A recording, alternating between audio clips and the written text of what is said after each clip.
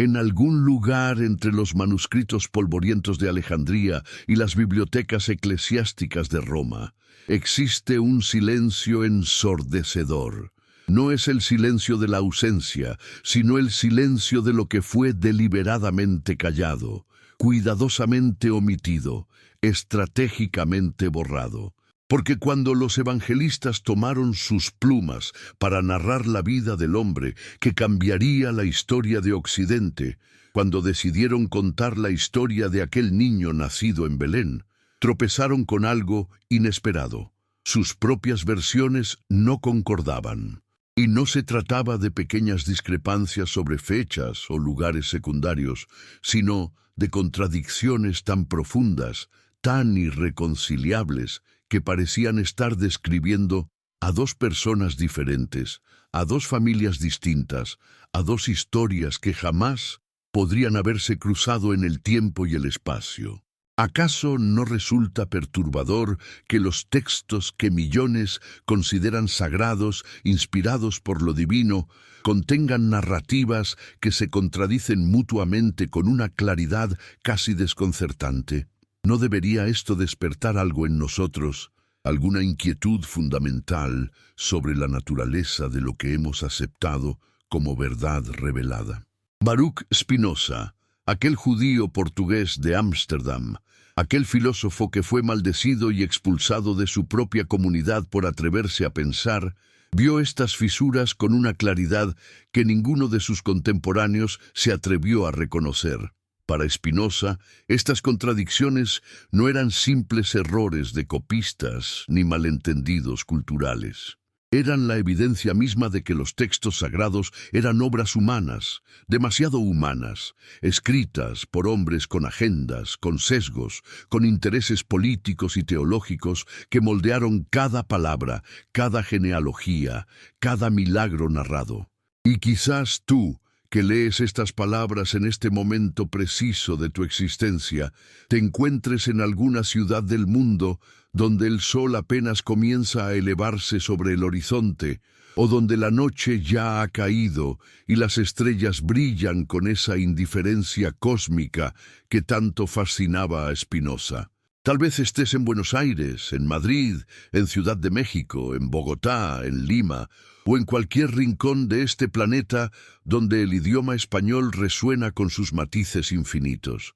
Y en este instante, mientras estas palabras fluyen hacia tu conciencia, quizás valga la pena detenerse un momento y compartir.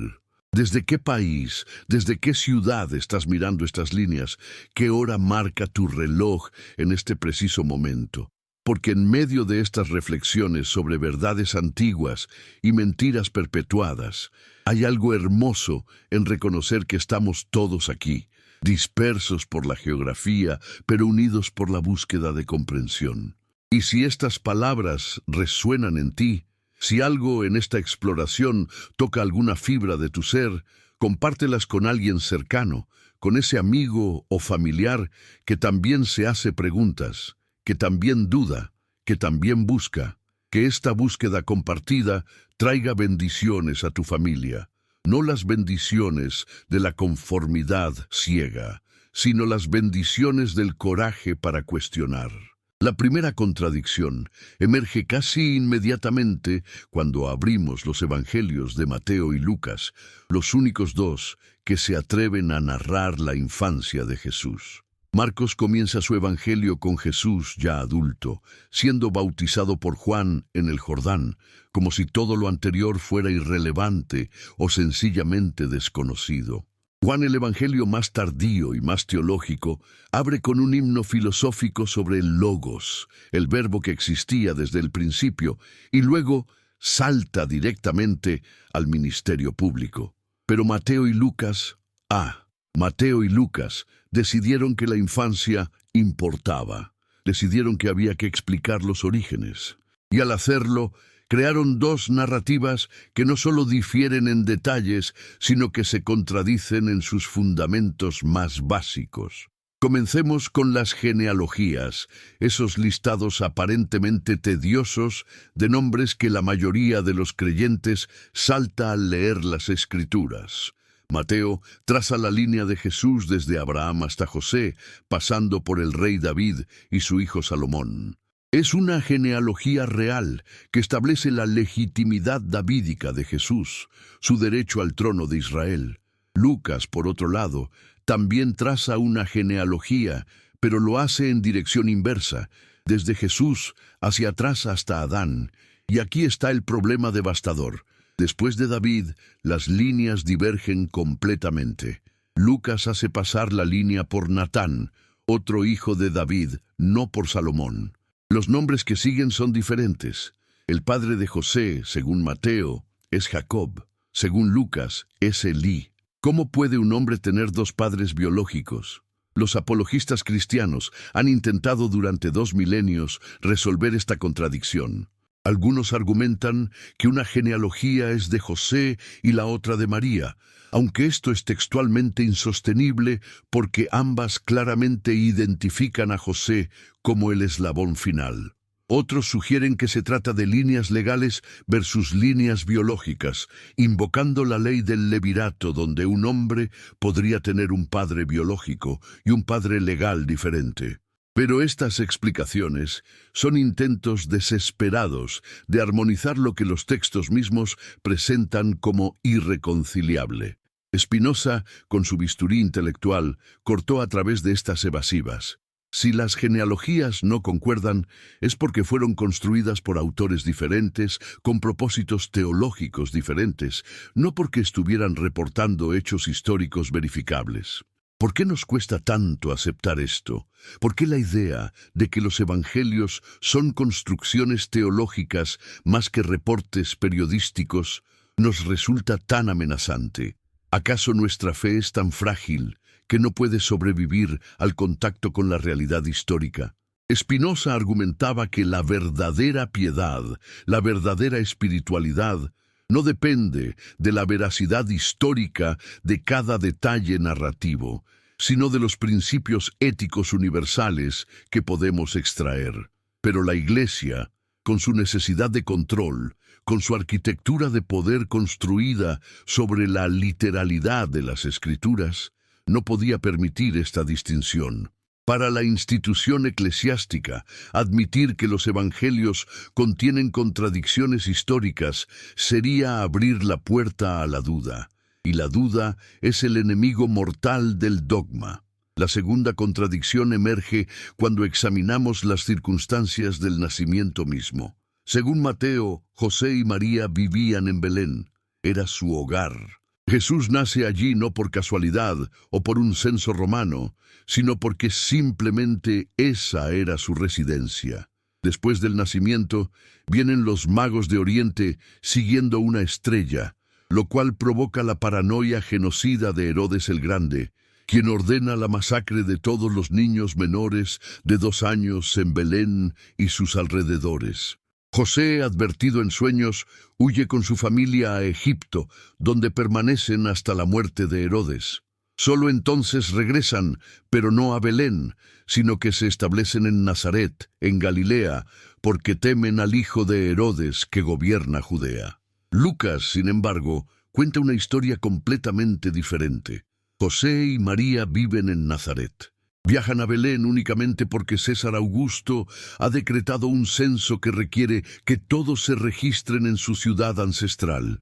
Jesús nace allí en circunstancias humildes, colocado en un pesebre porque no hay lugar en la posada. Vienen pastores, no magos, alertados por ángeles. Y aquí está lo crucial. Después del nacimiento, después de la presentación del niño en el templo de Jerusalén 40 días más tarde, la familia simplemente regresa a Nazaret. No hay huida a Egipto, no hay masacre de inocentes, no hay miedo a Herodes. Es como si estos eventos cataclísmicos que Mateo narra nunca hubieran ocurrido. ¿Cómo pueden ambas versiones ser ciertas simultáneamente? ¿Puede una familia vivir en Belén y en Nazaret al mismo tiempo? ¿Puede haber una masacre de niños que provoca una huida desesperada a Egipto y al mismo tiempo una tranquila presentación en el templo y un pacífico regreso a casa? Los intentos de armonización se vuelven cada vez más elaborados y menos convincentes. Algunos sugieren que Lucas simplemente omitió la huida a Egipto porque no era relevante para su narrativa. Pero esto ignora que Lucas menciona específicamente el regreso a Nazaret inmediatamente después de la presentación en el templo, sin ningún indicio de años en Egipto. Otros intentan comprimir todos estos eventos en un marco temporal imposible, haciendo que la familia viaje de Belén a Jerusalén a Egipto y de vuelta a Nazaret en cuestión de semanas, lo cual contradice la cronología que Mateo mismo establece. Spinoza observó que estos no son meros errores de memoria o lapsos en la transmisión oral. Son diferencias fundamentales en la concepción teológica de quién era Jesús y qué significaba su venida. Mateo, escribiendo para una audiencia judía, necesitaba establecer que Jesús era el cumplimiento de las profecías mesiánicas. Necesitaba conectarlo con Moisés, otro niño que escapó de una masacre ordenada por un tirano, otro líder que vino de Egipto. La huida a Egipto cumple la supuesta profecía de Egipto llamé a mi hijo, aunque en su contexto original en Oseas, esa frase se refería a la nación de Israel, no a un Mesías futuro. Lucas, escribiendo para gentiles, para un público grecorromano, necesitaba una historia diferente. Un censo romano que conectara el nacimiento con la historia universal, pastores humildes que representaran a los marginados, una narrativa que mostrara desde el principio que este mensaje era para todos, no solo para los judíos. ¿No resulta revelador que cada evangelista moldeara la historia de la infancia para que se ajustara a su mensaje teológico particular? ¿No es esto precisamente lo que haría un autor humano escribiendo con un propósito, más que un canal pasivo de revelación divina? Spinoza no argumentaba que esto hiciera los evangelios inútiles o deshonestos. Al contrario, los veía como valiosos documentos históricos que nos muestran cómo las primeras comunidades cristianas entendían y articulaban su fe. Pero insistía en que debíamos leerlos como lo que son, testimonios humanos de experiencias religiosas, no dictados divinos caídos del cielo completamente formados y sin error. La tercera contradicción se refiere a los visitantes que vinieron a honrar al niño recién nacido. En Mateo, son magos de Oriente, probablemente sacerdotes zoroastrianos o astrólogos persas, hombres de conocimiento esotérico que leen los cielos y siguen una estrella. Traen oro, incienso y mirra, regalos dignos de un rey. Su visita es lo que desencadena toda la tragedia subsiguiente. Herodes se entera del nacimiento de un rival por estos extranjeros, y su paranoia se convierte en genocidio. Los magos son advertidos en sueños de no volver a Herodes y regresan a su tierra por otro camino. Es una narrativa cargada de simbolismo.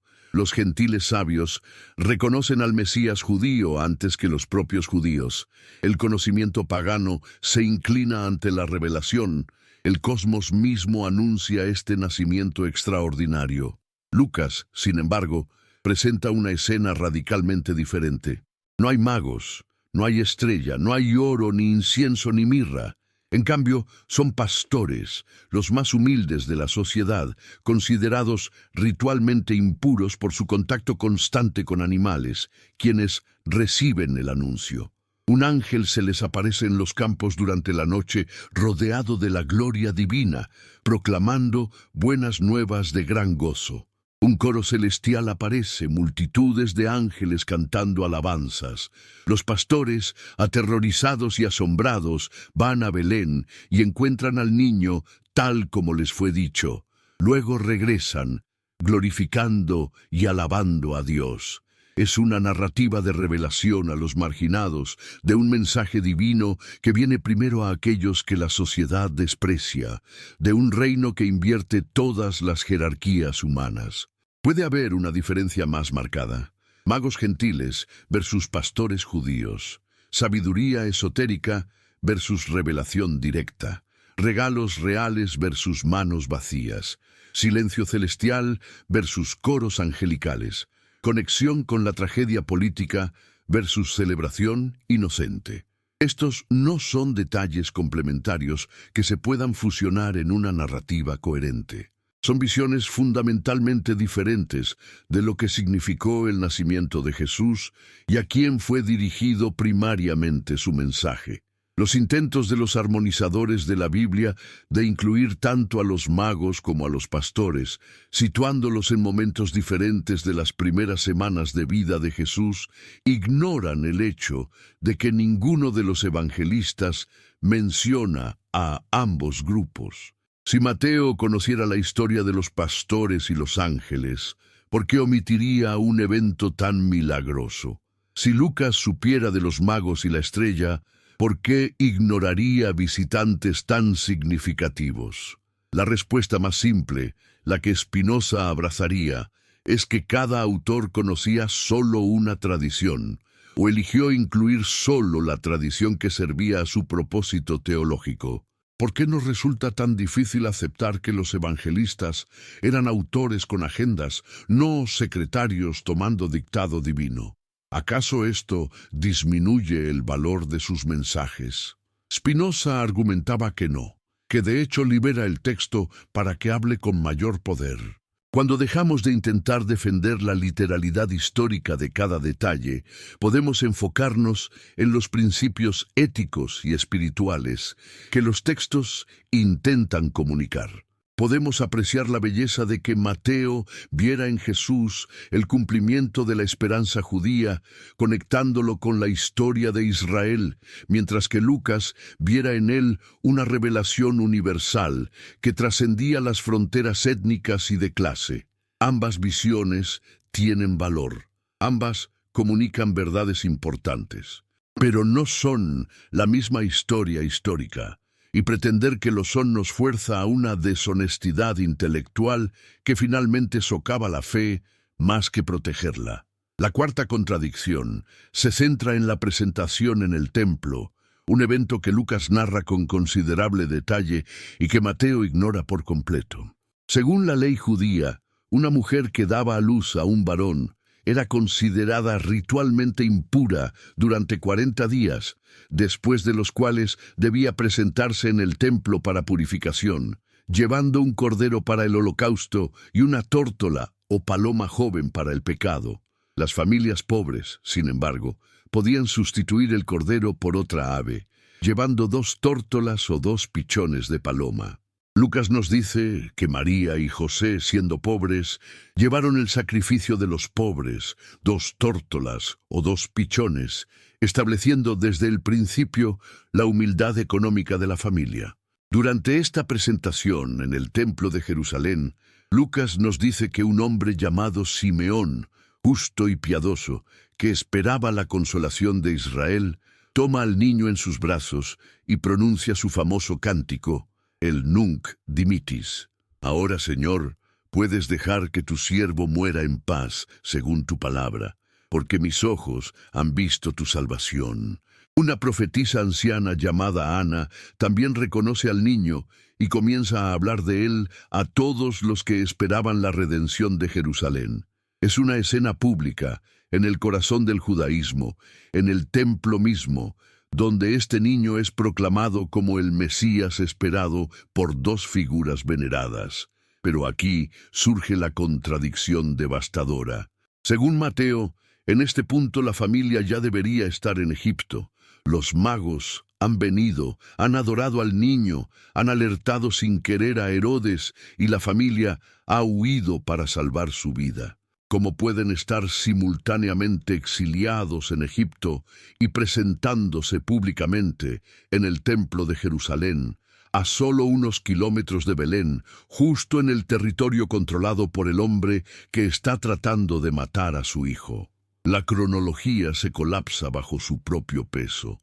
Algunos apologistas intentan colocar la presentación en el templo antes de la llegada de los magos, pero Lucas es claro. La presentación ocurre 40 días después del nacimiento.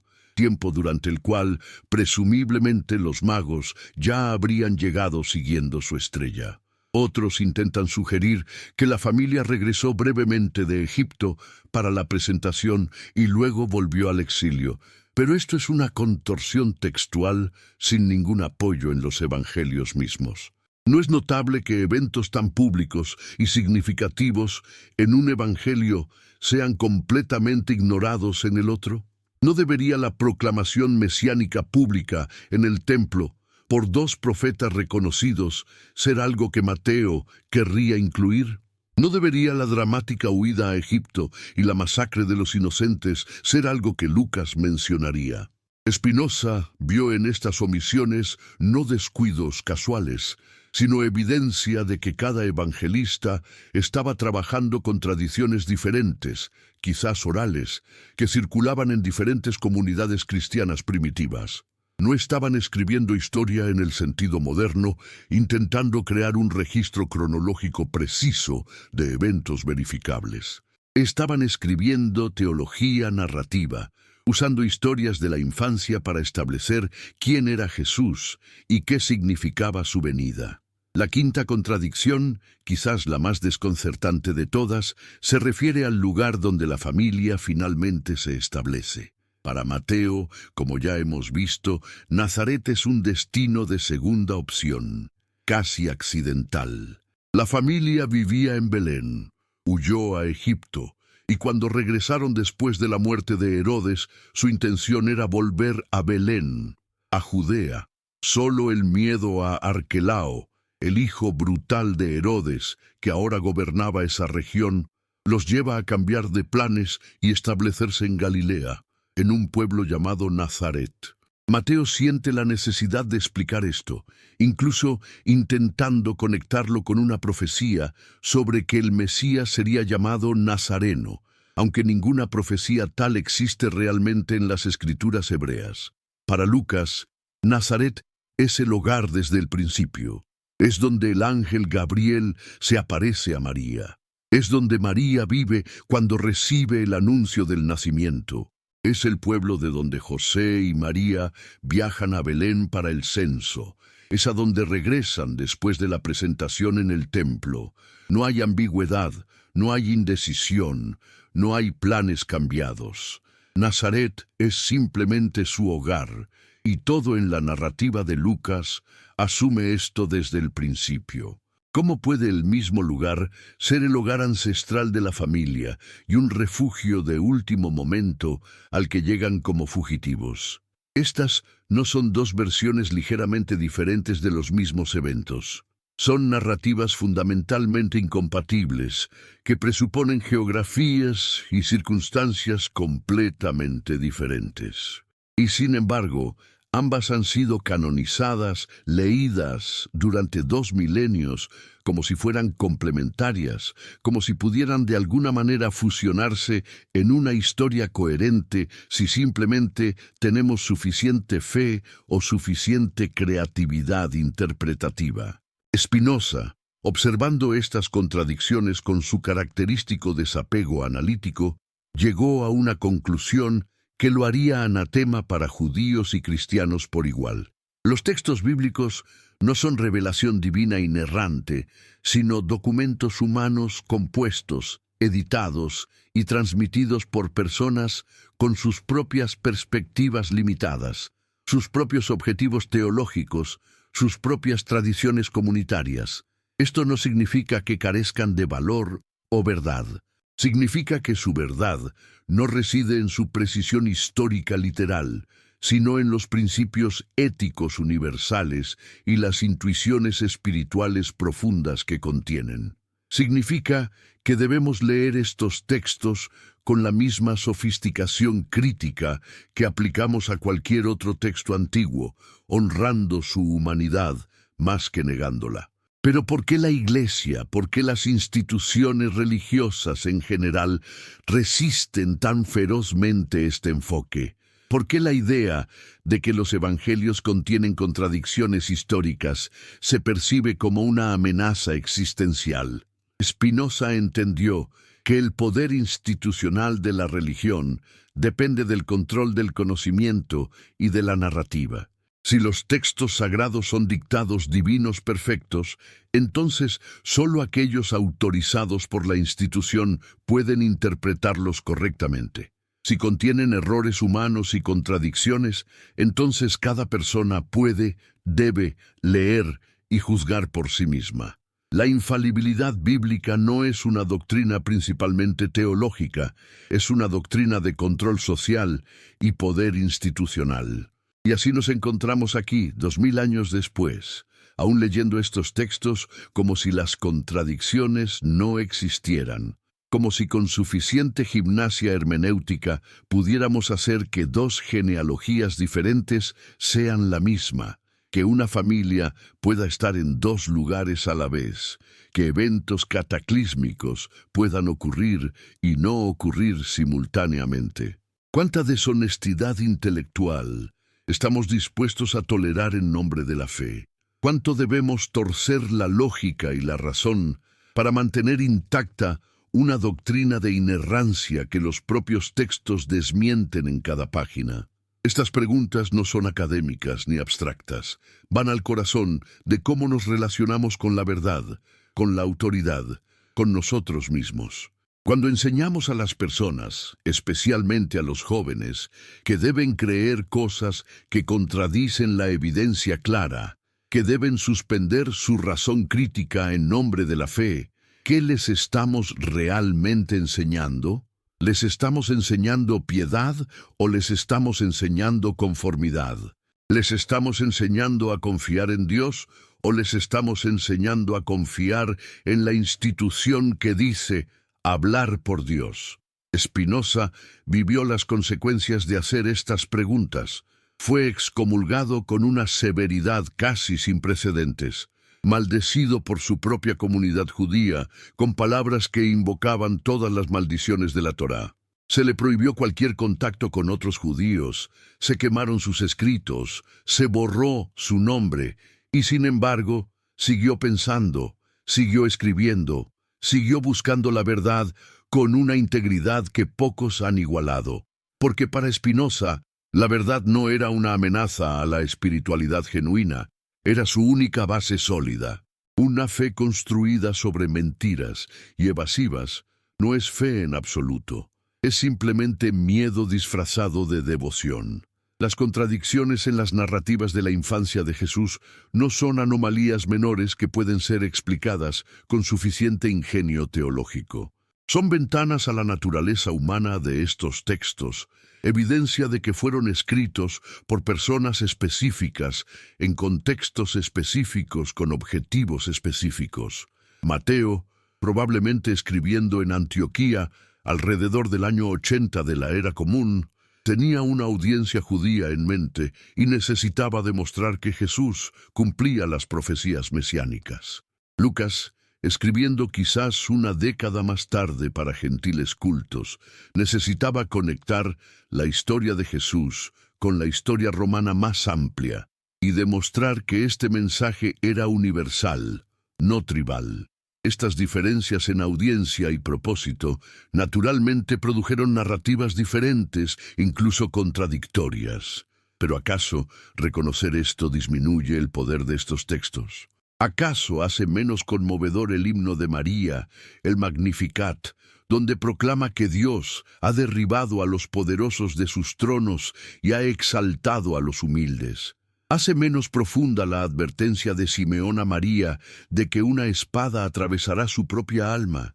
¿Hace menos poética la imagen de pastores dejando sus rebaños para correr hacia un niño que cambiaría el mundo? Por supuesto que no. Si acaso, libera estos textos de la prisión de la literalidad y les permite hablar con su verdadero poder poético y profético. Spinoza no era un destructor de la religión, como sus críticos lo pintaban. Era un liberador de la espiritualidad auténtica de las cadenas de la superstición y el dogma. Veía que cuando las personas se aferran a la literalidad histórica de textos que claramente contienen contradicciones, están forzadas a elegir entre su integridad intelectual y su fe.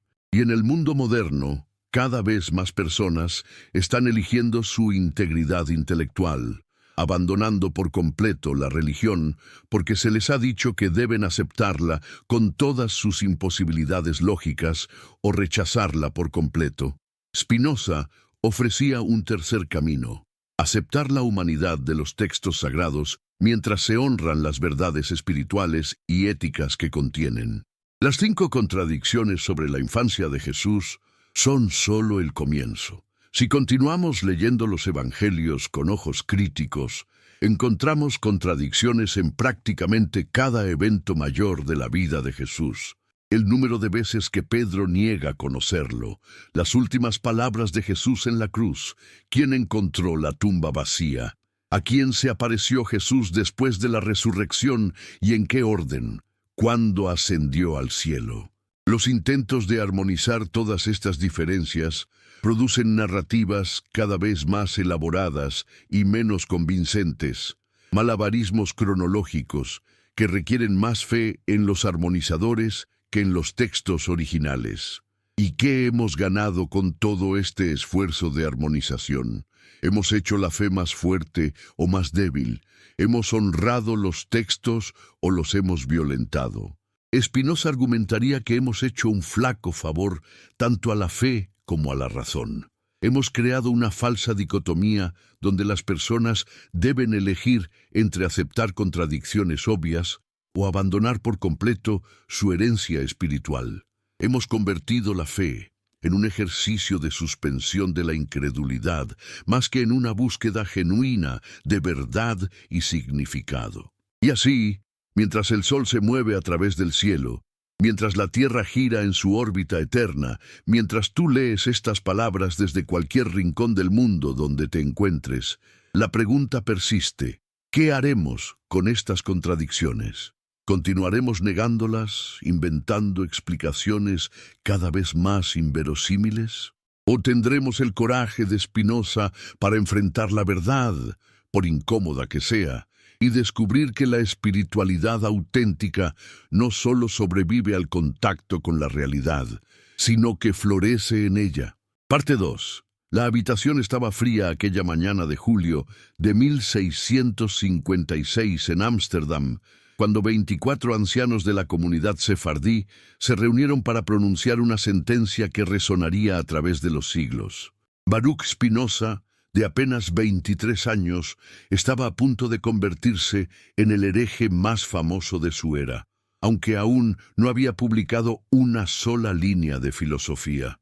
Su crimen no era haber escrito tratados subversivos ni haber predicado herejías en las sinagogas. Su crimen era más fundamental, más peligroso.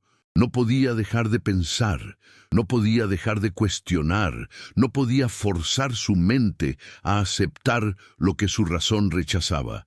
Y en una comunidad que había sobrevivido siglos de persecución precisamente por mantener su fe intacta contra todo desafío externo, un escéptico interno era la amenaza más letal posible.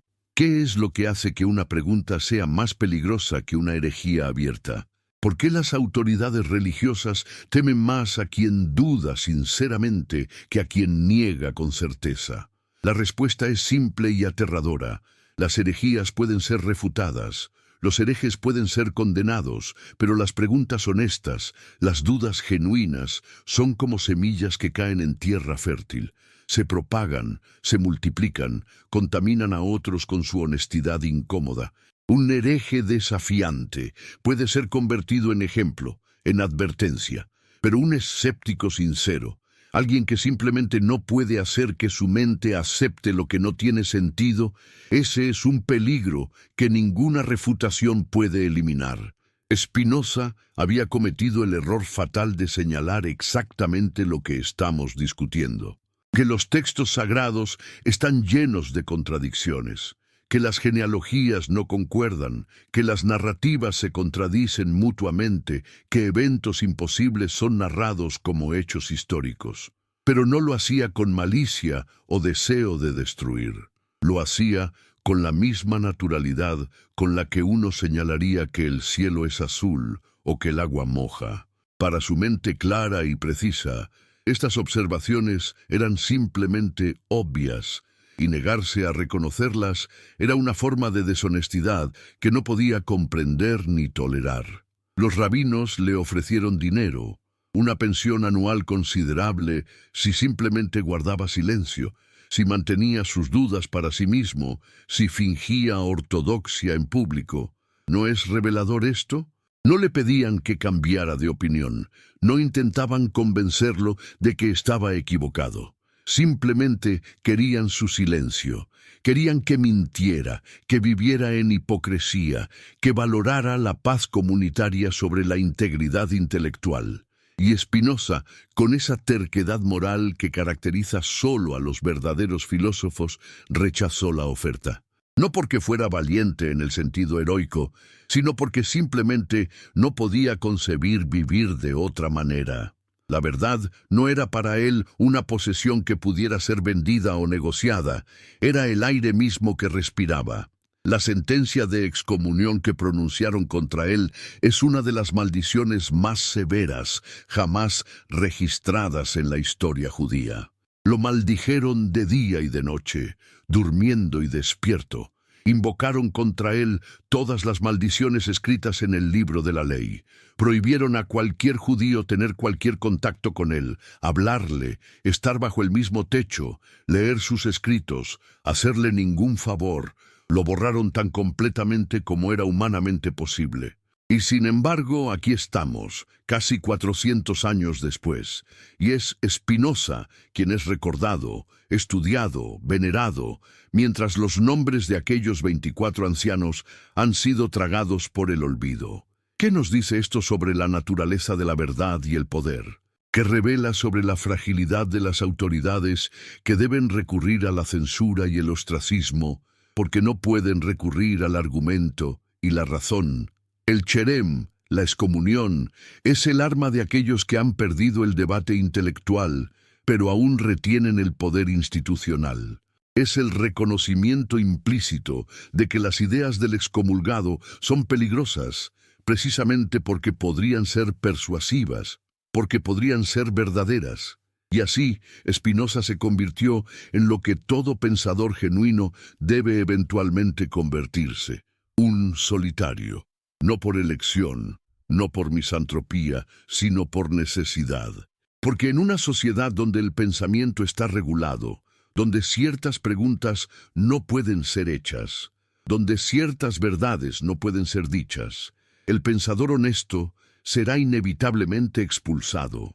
Se mudó a los suburbios de Ámsterdam, luego a Rijnsburg, luego a Voorburg, finalmente a La Haya, siempre manteniendo una distancia prudente de las autoridades, siempre puliendo lentes para ganarse la vida, siempre pensando, siempre escribiendo, siempre refinando su filosofía radical. ¿Y qué filosofía era? Spinoza no se limitaba a señalar contradicciones en las escrituras. Construyó un sistema completo que socavaba los fundamentos mismos de la religión organizada tal como existía en su tiempo. Su tratado teológico-político, publicado anónimamente en 1670, fue inmediatamente reconocido como uno de los libros más peligrosos jamás escritos. Argumentaba que los profetas no eran filósofos, que la Biblia debía ser interpretada como cualquier otro texto antiguo, que los milagros eran imposibles porque implicarían que Dios violara sus propias leyes naturales, que la religión verdadera consistía en justicia y caridad, no en rituales y creencias. Pueden imaginarse el escándalo.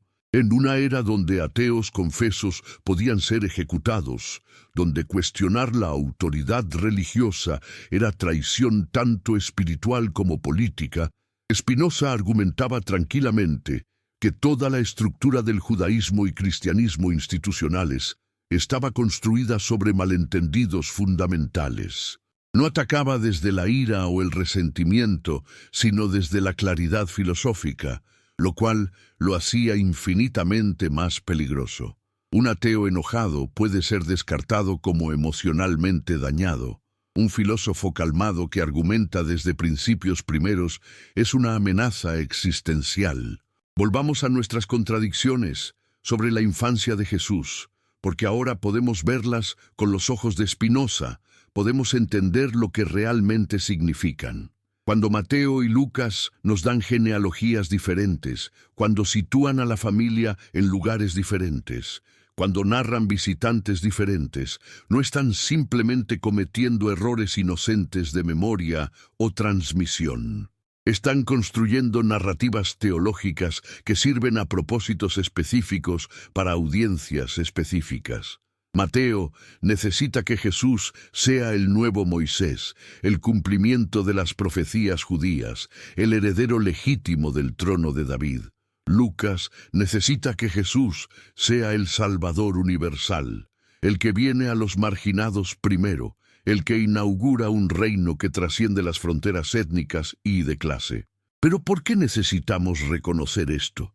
¿Por qué importa si las genealogías concuerdan o si la familia vivía en Belén o Nazaret?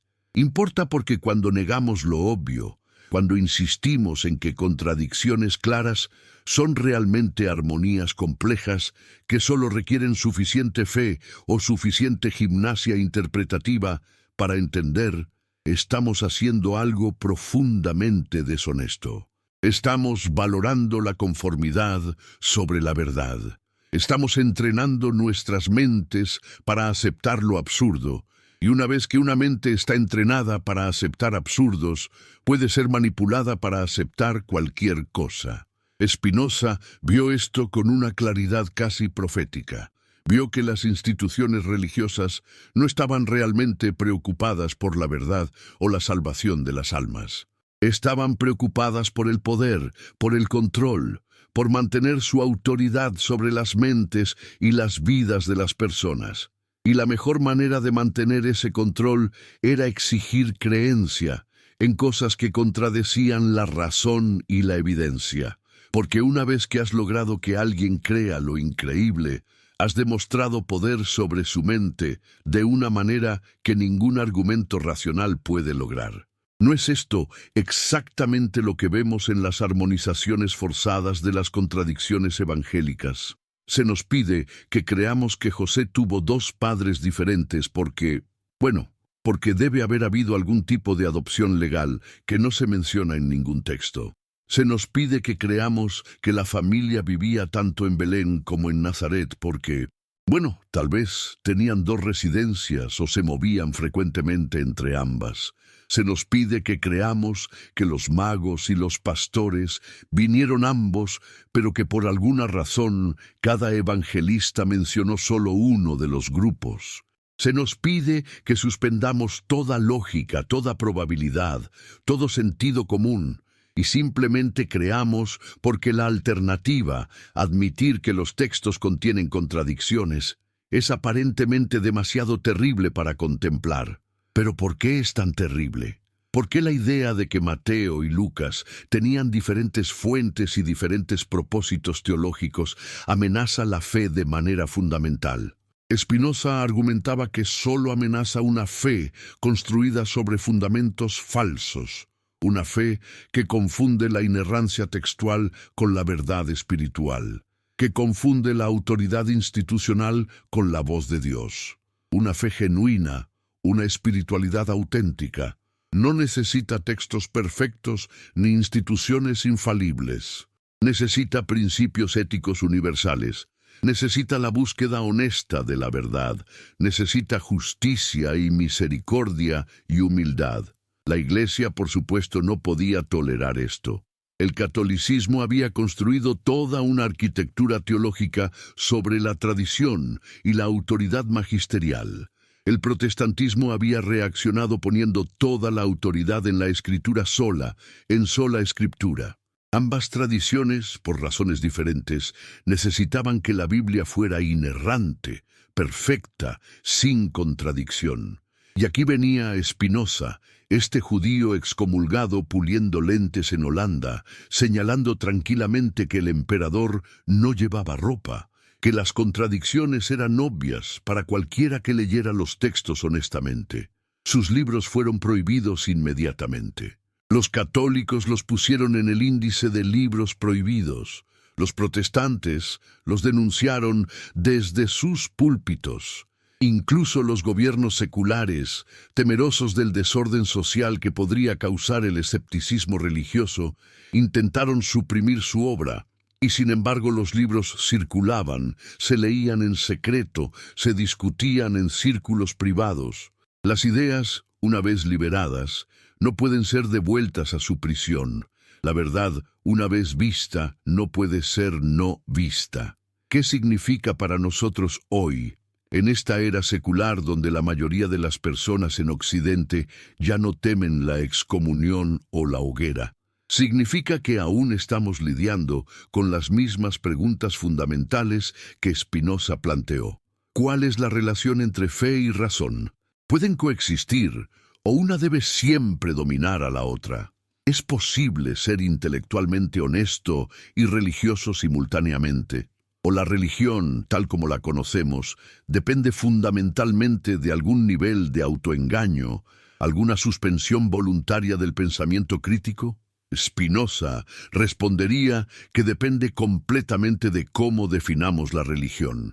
Si definimos la religión como adhesión a doctrinas específicas, creencia en eventos milagrosos históricos, sumisión a la autoridad institucional, entonces no puede coexistir con la honestidad intelectual completa. Pero si definimos la religión como amor a la verdad, como aspiración ética, como asombro ante el misterio de la existencia, como solidaridad con otros seres humanos, entonces no solo puede coexistir con la razón, sino que la requiere. La verdadera piedad, argumentaba, no es creer cosas imposibles, sino actuar justamente y amar la sabiduría. Las contradicciones en las narrativas de la infancia de Jesús son, desde esta perspectiva, casi un regalo. Nos fuerzan a confrontar la pregunta, ¿qué es lo que realmente valoramos? ¿Valoramos tener razón sobre hechos históricos que ocurrieron hace 2000 años? ¿O valoramos las verdades éticas y espirituales que las historias intentan comunicar?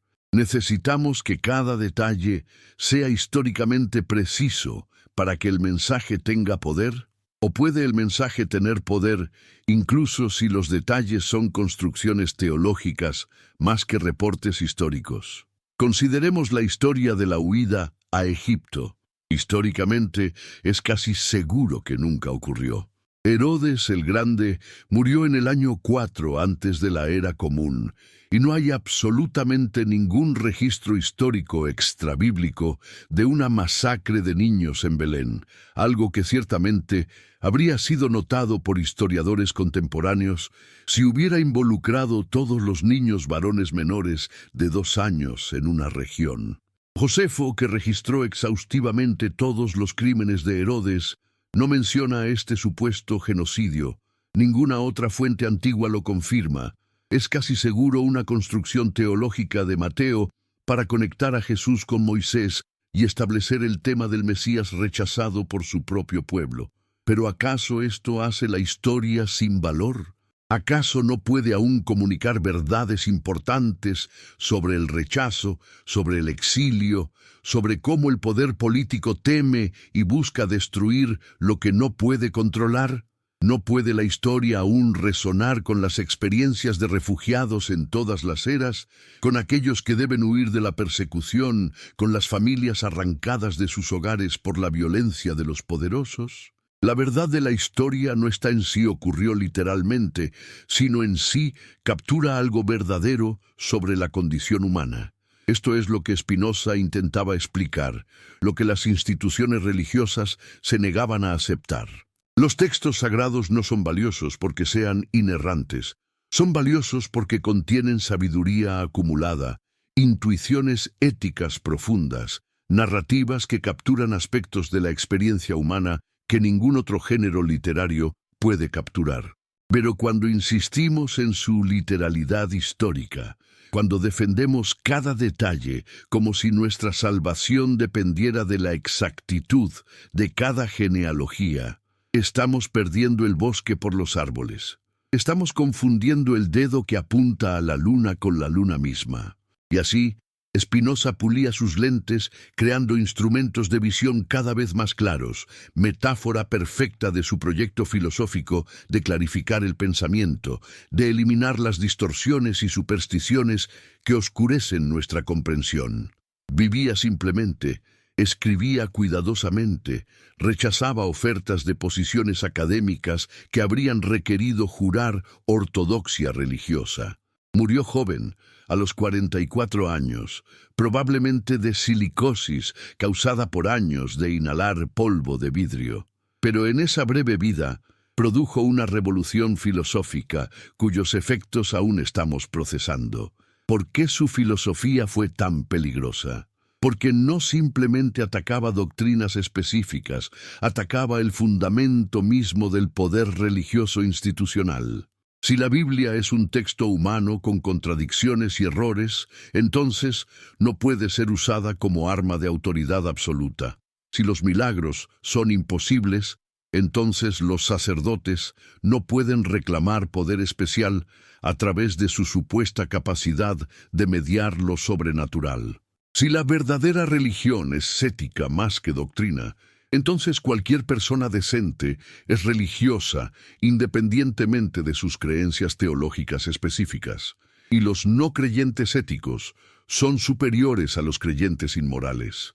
Todo esto era anatema en la Europa del siglo XVII. La paz de Westfalia de 1648 había terminado las guerras religiosas, declarando el principio de cuius regio, eius religio. La religión del gobernante sería la religión de la región. La uniformidad religiosa se veía como esencial para la estabilidad social. Un escéptico como Spinoza no era simplemente un pensador heterodoxo, era visto como una amenaza al orden social mismo.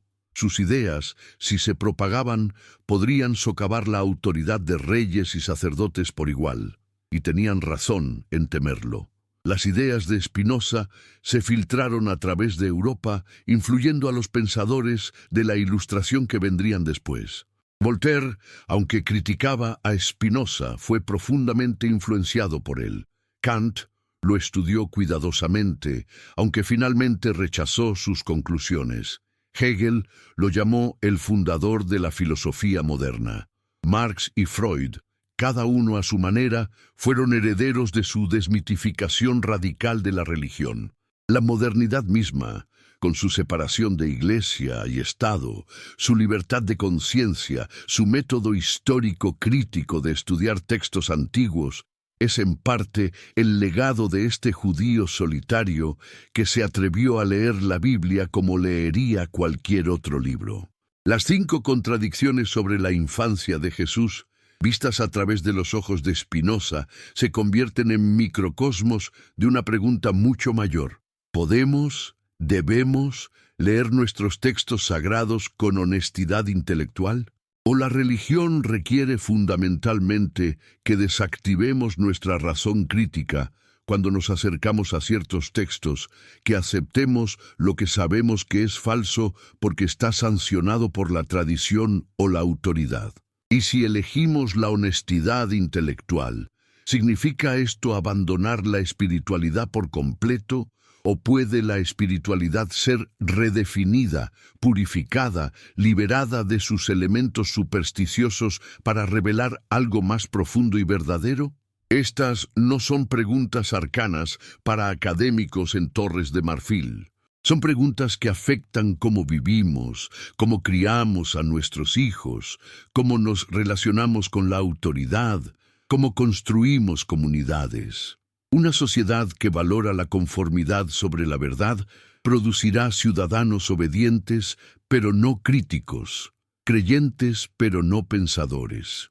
Una sociedad que valora la honestidad intelectual sobre la tradición puede perder cohesión social, pero gana la posibilidad de progreso genuino, de corrección de errores pasados, de justicia basada en principios universales, más que en textos sagrados particulares. Parte 3. La luz de la vela parpadeaba en aquella pequeña habitación en La Haya, mientras Spinoza escribía las últimas líneas de su Ética, la obra que resumiría toda su filosofía, pero que no sería publicada hasta después de su muerte. Afuera, el mundo continuaba con sus certezas cómodas, sus guerras religiosas, sus hogueras de herejes, sus inquisiciones. Pero aquí, en este espacio estrecho, un hombre estaba construyendo algo que sobreviviría todo eso. Una visión de la realidad basada no en revelación o autoridad, sino en la razón pura, en la claridad del pensamiento, en el coraje de seguir las ideas donde quiera que condujeran. Y las ideas lo habían conducido a una conclusión radical. Dios y la naturaleza son lo mismo. Deus sive natura, Dios, o sea, la naturaleza. No hay un Dios personal separado del universo que lo creó, que interviene milagrosamente, que responde oraciones, que castiga pecadores. Hay una sustancia infinita, eterna, de la cual todo lo que existe es una modificación, una expresión.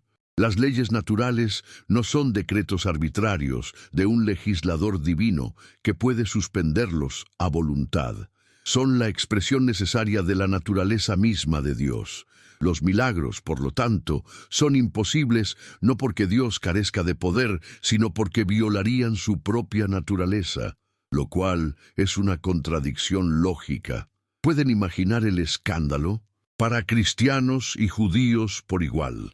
Esto era ateísmo apenas disfrazado. Spinoza fue llamado ateo en su propia vida, aunque técnicamente no lo era. Él hablaba constantemente de Dios, pero su Dios era tan radicalmente diferente del Dios de la tradición que podría haber sido un ser completamente diferente.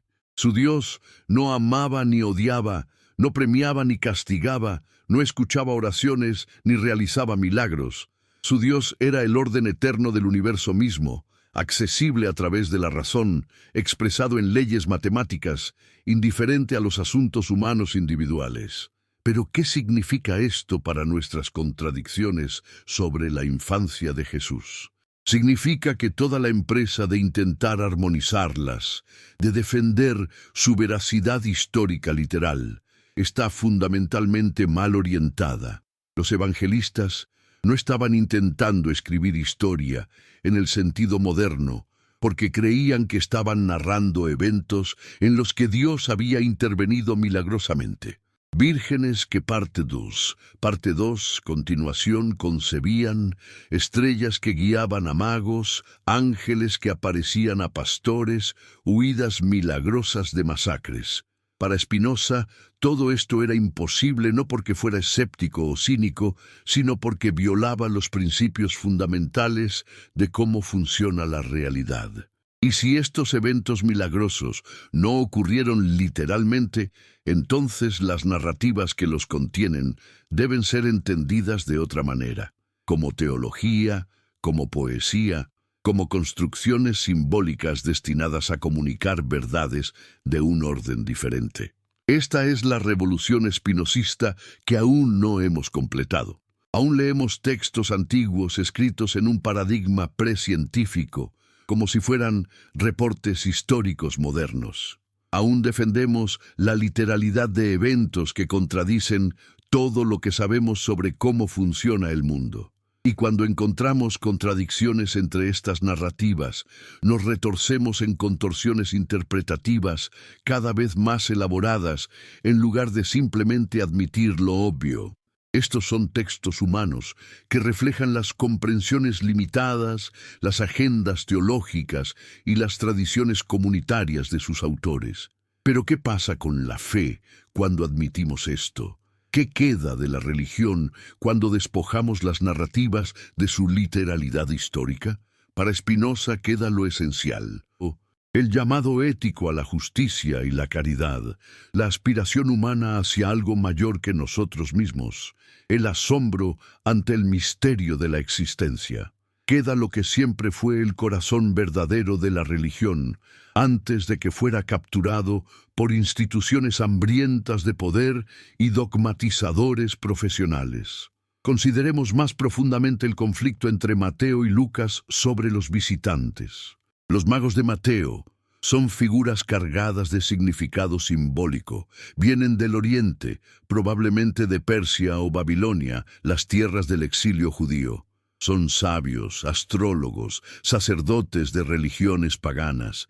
Y sin embargo, ellos reconocen al Mesías judío antes que los judíos mismos. Traen regalos que tienen resonancias proféticas. Oro para un rey, incienso para un sacerdote, mirra para alguien destinado a morir. Toda la escena está construida para comunicar un mensaje teológico. Este niño es Rey de Reyes. Su reinado se extiende más allá de Israel. Incluso los paganos sabios se inclinan ante él.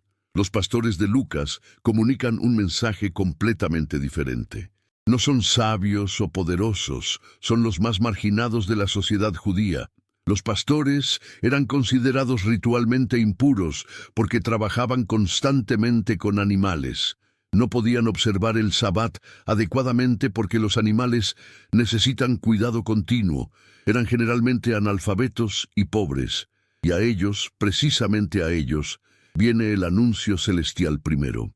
No a los sacerdotes en el templo, no a los fariseos eruditos, no a los ricos comerciantes de Jerusalén, sino a pastores anónimos en campos oscuros. El mensaje es claro. Este reino que está naciendo invierte todas las jerarquías humanas. Los últimos serán primeros, los pobres son bendecidos. ¿Pueden estas dos escenas ser históricamente verdaderas? ¿Vinieron tanto magos extranjeros como pastores locales a adorar al niño recién nacido? Técnicamente es posible, pero entonces, ¿por qué cada evangelista menciona solo uno de los grupos? ¿Por qué Mateo, escribiendo para judíos, omite la historia de los pastores, que habría resonado tan poderosamente con las tradiciones proféticas judías sobre Dios defendiendo a los pobres? ¿Por qué Lucas, escribiendo para gentiles, omite la historia de los magos que habría demostrado tan perfectamente que este mensaje era para todas las naciones? La respuesta más simple, la que Spinoza abrazaría, es que cada autor conocía solo una tradición, o eligió la tradición que mejor servía a su propósito teológico. Mateo necesitaba establecer la legitimidad real y el cumplimiento profético, por lo que enfatizó conexiones con el Antiguo Testamento y visitantes que representaban el reconocimiento gentil de la realeza judía. Lucas necesitaba demostrar que este evangelio era para los pobres y marginados, que Dios había elegido lo bajo del mundo para avergonzar a los poderosos, por lo que enfatizó pastores sobre magos, humildad sobre pompa, revelación directa sobre sabiduría esotérica. Pero ¿no es esto precisamente lo que hace que estos textos sean más interesantes, no menos? Cuando dejamos de intentar defenderlos como historia perfecta e infalible, podemos apreciarlos como lo que realmente son: testimonios apasionados de diferentes comunidades cristianas primitivas intentando articular el significado de un hombre que había cambiado sus vidas. Podemos ver cómo diferentes grupos, con diferentes contextos culturales y diferentes necesidades teológicas, moldearon las tradiciones sobre Jesús para hablar a sus propias situaciones. Podemos estudiar estos textos no como reliquias congeladas caídas del cielo, sino como documentos vivos que emergieron de luchas reales de comunidades reales, para entender experiencias que desafiaban sus categorías existentes. Spinoza vivió esta lucha en su propia carne. Fue criado en la ortodoxia rabínica, educado en los textos sagrados del judaísmo, destinado quizás a convertirse él mismo en rabino. Pero su mente no podía aceptar lo que le enseñaban, no por rebeldía o arrogancia, sino simplemente porque cuando leía los textos con atención, veía las contradicciones, las imposibilidades, los vestigios de edición humana por todas partes. Y cuando señalaba estas cosas, cuando hacía preguntas honestas, se le decía que no cuestionara, que tuviera fe, que confiara en la tradición. Pero ¿cómo puede alguien con integridad intelectual simplemente dejar de cuestionar? ¿Cómo puede uno forzar su mente a aceptar lo que sabe que es falso? Esta es la violencia que las instituciones religiosas cometen contra las mentes de las personas. Exigen que suspendan su facultad más preciosa, la razón, que nieguen lo que pueden ver claramente, que valoren la conformidad sobre la verdad. Y luego se preguntan por qué las personas inteligentes y honestas abandonan la religión en masa. El problema no es que las personas se hayan vuelto más pecaminosas o más rebeldes. El problema es que se han vuelto más educadas. Cuando la mayoría de las personas no podía leer, cuando el acceso a los textos sagrados estaba mediado por sacerdotes, cuando el cuestionamiento podía llevar a la tortura y la muerte, era más fácil mantener el control. Pero en la era moderna, cuando cualquiera puede leer los evangelios por sí mismo, cuando la educación crítica está ampliamente disponible, cuando ya no se puede quemar a los escépticos, las contradicciones se vuelven imposibles de ignorar para cualquiera que lea con atención. Y aquí está la ironía cruel.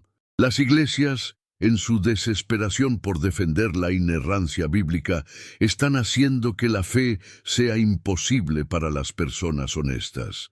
Están creando una falsa dicotomía donde debes elegir entre aceptar contradicciones obvias o abandonar por completo la espiritualidad. Están empujando a las personas fuera de la religión, no porque esas personas sean inmorales o rebeldes, sino porque esas personas se niegan a mentir, incluso a sí mismas. Spinoza ofreció un camino diferente. No les dijo a las personas que abandonaran sus tradiciones o sus comunidades. Les dijo que leyeran sus textos sagrados con honestidad intelectual, que distinguieran entre el mensaje ético universal y las narrativas históricas particulares, que reconocieran que la verdadera piedad está en la justicia y el amor, no en la adhesión a doctrinas específicas. Ofreció una espiritualidad de adultos, no de niños, que deben ser protegidos de verdades incómodas. Pero las instituciones escucharon, por supuesto que no. Lo excomulgaron, prohibieron sus libros, lo denunciaron como el peor de los ateos, porque reconocer lo que Spinoza argumentaba habría requerido una revolución fundamental en cómo funciona la religión institucional. Habría requerido que los sacerdotes y rabinos admitieran que no tienen monopolio sobre la verdad, que los textos que interpretan contienen errores humanos, que la fe genuina no requiere suspensión de la razón crítica. Habría requerido que compartieran poder, que aceptaran el desafío, que permitieran el disenso, y el poder, una vez obtenido, rara vez se rinde voluntariamente. La cuarta contradicción, sobre la presentación en el templo, revela algo más sobre cómo operan las construcciones teológicas. Lucas, quien nos da esta escena, necesitaba mostrar que Jesús cumplía la ley judía desde el principio, que sus padres eran judíos piadosos que observaban todas las prescripciones rituales. La presentación en el templo 40 días después del nacimiento era requerida por la Torá, y Lucas la narra con cuidadoso detalle, incluyendo el sacrificio de las aves que era permitido para familias pobres. Pero más importante que el ritual es el encuentro con Simeón y Ana. Simeón, este anciano justo que había esperado toda su vida para ver al Mesías, toma al niño en sus brazos y pronuncia su cántico profético. No solo reconoce al niño como el Mesías, sino que predice que será luz para revelación a los gentiles y gloria de tu pueblo Israel. Aquí está el tema universal de Lucas otra vez. Este niño será salvador no solo de los judíos, sino de todas las naciones. Y le dice a María algo inquietante: una espada atravesará tu propia alma también. Desde el principio hay una sombra de sufrimiento futuro. Ana, una profetisa de 84 años que nunca salía del templo, también reconoce al niño y comienza a hablar de él a todos. Son dos testigos ancianos, respetables, reconocidos por su piedad. Su testimonio valida al niño ante la comunidad judía. Este no es un impostor o un revolucionario peligroso. Incluso los más piadosos de Israel reconocen su significado. Pero ¿qué nos dice la ausencia de esta escena en Mateo? Si realmente ocurrió una proclamación pública del Mesías en el templo de Jerusalén por dos profetas reconocidos, ¿cómo podría Mateo omitirla? Es el tipo de validación que su evangelio constantemente busca. Prueba de que Jesús cumple las profecías, testimonio de figuras respetadas, reconocimiento público. Y sin embargo, no solo no menciona esta escena, sino que su narrativa la hace imposible porque coloca a la familia en Egipto durante este periodo. Algunos apologistas intentan resolver esto, sugiriendo que la familia regresó brevemente de Egipto para la presentación y luego volvió al exilio. Pero esto no solo no está apoyado por ningún texto, sino que contradice la lógica narrativa de Mateo. ¿Por qué José, advertido en sueños de que Herodes está buscando matar al niño, arriesgaría todo trayendo al niño de vuelta precisamente a donde Herodes puede encontrarlo? ¿Y por qué Lucas, que narra la presentación en detalle, no menciona que la familia ya estaba exiliada en Egipto o que pronto huiría allí? La respuesta es que Mateo y Lucas están contando historias diferentes porque tenían fuentes diferentes y propósitos diferentes. No estaban colaborando en un proyecto histórico unificado. Probablemente nunca se conocieron. Escribían décadas después de los eventos supuestos, dependiendo de tradiciones orales que ya habían evolucionado y diversificado en diferentes comunidades.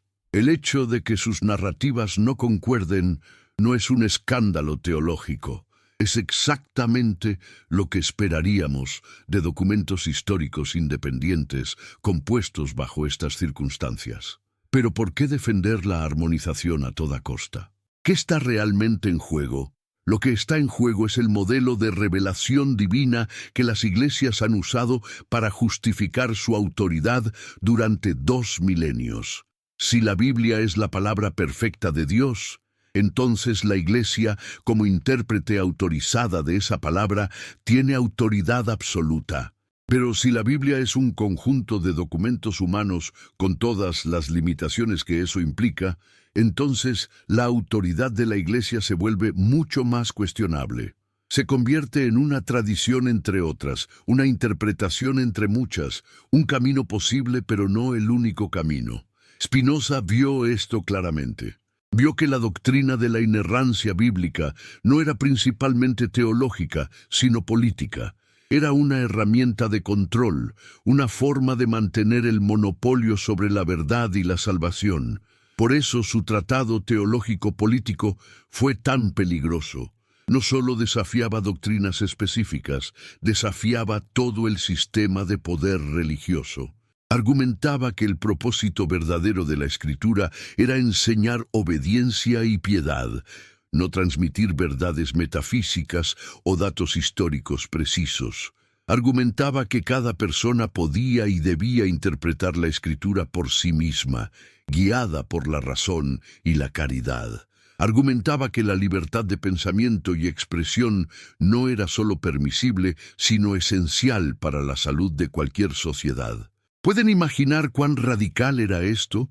En una era donde las guerras religiosas habían devastado Europa, donde la uniformidad religiosa se veía como esencial para la estabilidad política, donde cuestionar la doctrina establecida podía llevar a la ejecución, Spinoza argumentaba por libertad de conciencia, por separación de Iglesia y Estado, por tolerancia de la diversidad religiosa. Estas ideas, que ahora damos por sentadas en las democracias liberales modernas, eran completamente revolucionarias en el siglo XVII, y pagó el precio. No solo fue excomulgado por su propia comunidad, sino que vivió el resto de su vida bajo sospecha, rechazando posiciones académicas porque requerían jurar conformidad religiosa, publicando anónimamente. conociendo que sus ideas lo habían hecho persona non grata en la sociedad respetable. Pero siguió pensando, siguió escribiendo, siguió puliendo sus lentes tanto literales como metafóricas. La quinta y última contradicción sobre si Nazaret era el hogar original o un refugio de último momento encapsula todo el problema. Para Lucas, Nazaret es simplemente donde vive la familia. Es su hogar, su punto de partida, el lugar al que regresan después de cada evento. No hay drama, no hay decisión difícil, no hay planes cambiados. Es una narrativa de normalidad, de una familia humilde viviendo en un pueblo oscuro, elegida por Dios para un propósito extraordinario. Para Mateo, Nazaret es casi un accidente geográfico. La familia realmente pertenece a Belén, la ciudad de David, el lugar apropiado para que nazca el Mesías davídico. Solo las circunstancias políticas, el miedo a Arquelao, los fuerza hacia el norte, hacia Galilea, hacia esta aldea sin importancia. Mateo incluso siente la necesidad de explicar por qué Jesús es llamado Nazareno, intentando conectarlo con alguna profecía, aunque ninguna profecía tal existe en las escrituras hebreas. ¿Cómo reconciliamos esto? ¿Cómo puede un lugar ser simultáneamente el hogar ancestral y un refugio improvisado? La respuesta, por supuesto, es que no podemos. Estas son narrativas incompatibles, y cuanto más intentamos forzarlas juntas, más violencia hacemos a ambos textos.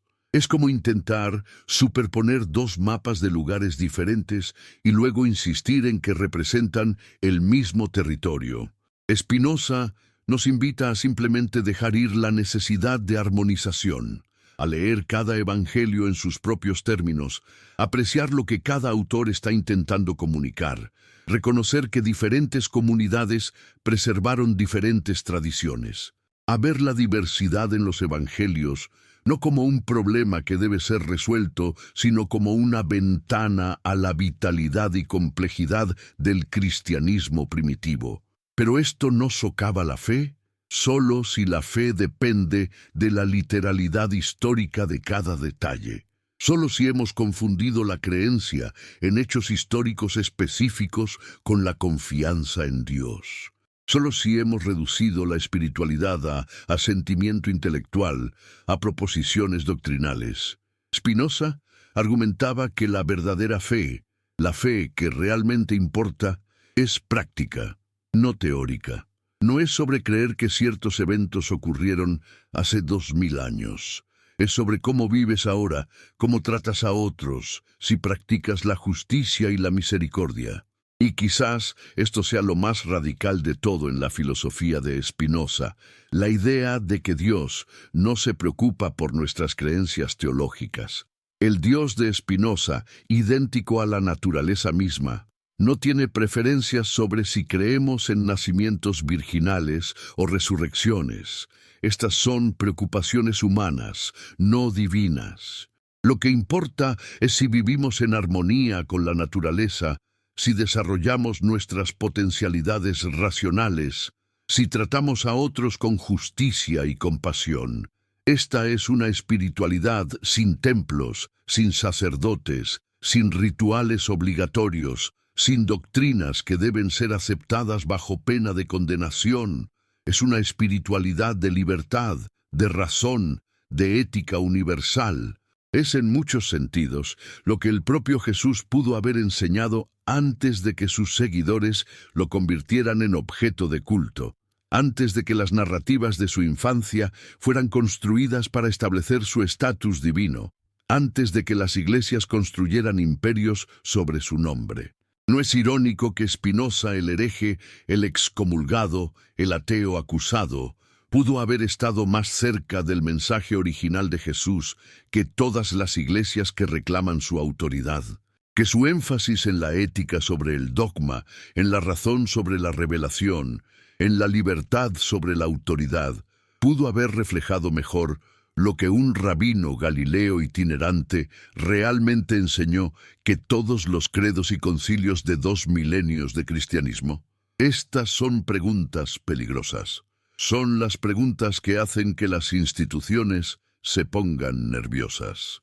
Porque una vez que comienzas a hacerlas, una vez que comienzas a ver las contradicciones y las construcciones y las agendas políticas detrás de los textos sagrados, es difícil volver a la inocencia de la creencia literal. Cruzas un umbral del que no hay retorno, y las instituciones lo saben. Por eso combaten tan ferozmente contra el pensamiento crítico, contra la educación que enseña a las personas a pensar por sí mismas, contra cualquier desafío a su monopolio sobre la interpretación. Pero la verdad, como Spinoza creía con cada fibra de su ser, no necesita ser protegida del escrutinio. La verdad se fortalece con el examen, sobrevive a la crítica, emerge más clara de cada prueba. Es solo la falsedad lo que necesita protección, lo que debe ser defendido con amenazas y excomuniones y prohibiciones de libros. La verdad puede caminar por sí misma. Y así, mientras el sol continúa su arco a través del cielo, mientras la tierra gira en su órbita eterna, mientras tú, querido lector, estés donde estés en este momento, leyendo estas palabras en tu propia lengua, en tu propio lugar, en tu propio tiempo, la pregunta permanece. ¿Tendremos el coraje de Spinoza? ¿Tendremos la honestidad de reconocer lo que podemos ver claramente? ¿O continuaremos pretendiendo que las contradicciones no existen, que 2 más 2 pueden igual a 5 si suficiente autoridad nos dice que lo hagan?